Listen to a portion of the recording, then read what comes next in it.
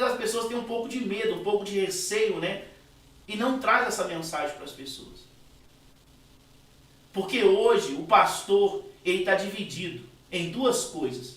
Eu estava explicando ontem para as pessoas no culto que a gente fez lá na garagem. As pessoas ficam divididas em duas coisas. Entre fazer a vontade de pessoas e fazer a vontade de Deus. Quando nós fazemos a vontade de pessoas, muitas das mensagens que é para ser pregada, ela não será pregada. Por quê? A pessoa vai falar que se sentiu ofendida, a pessoa vai falar, ah não, eu me senti incomodada, e essas palavras não pode pregar dentro da igreja. Olha, não pode não. Eu vou começar a pregar dentro da igreja o quê? Poesia? Frases de romance?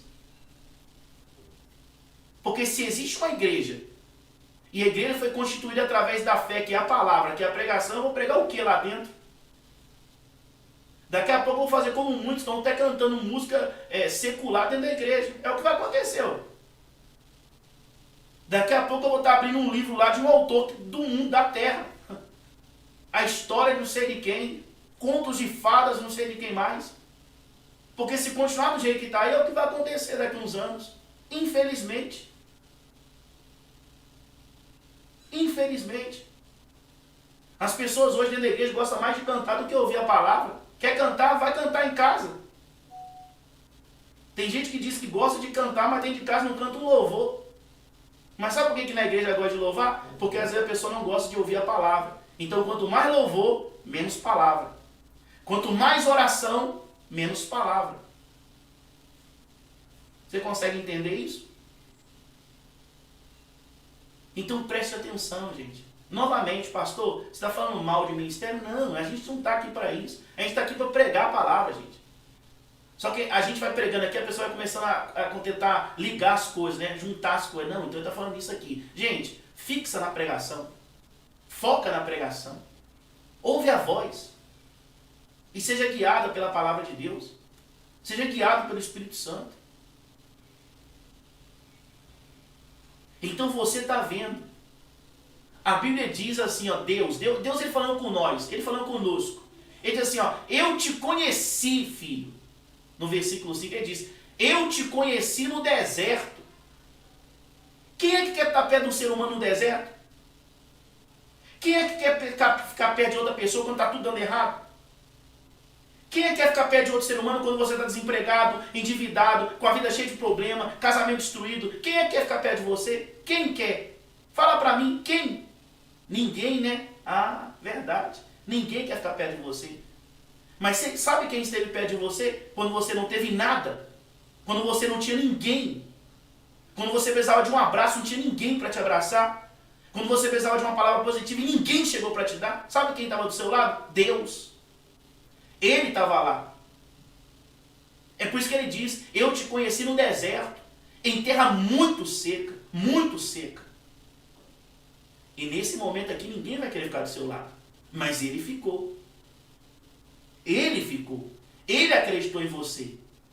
Ele te deu força para você suportar. Ele te levantou todas as vezes que você caiu.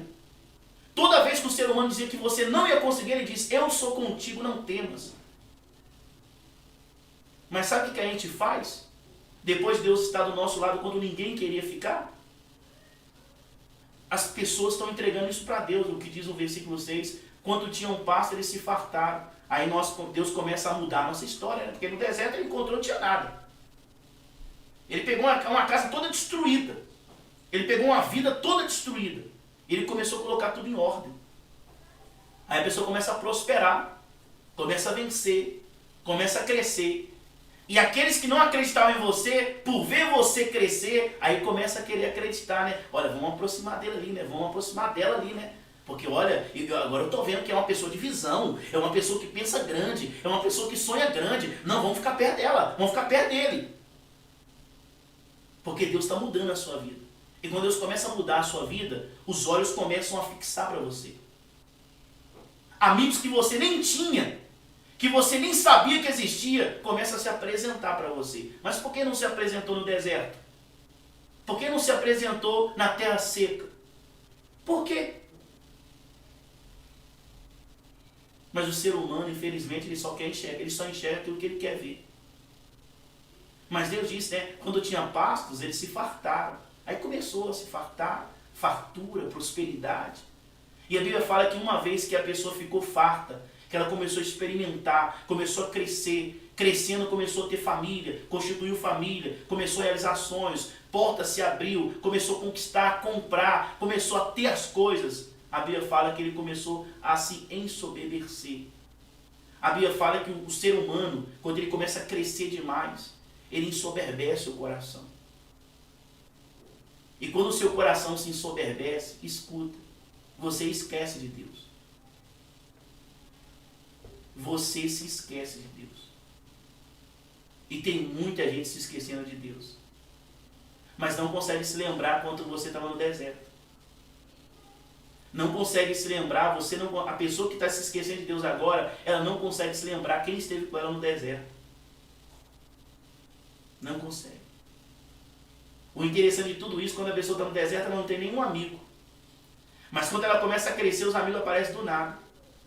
Aí agora a pessoa está dizendo que quem é melhor para ela é os amigos que ela tem.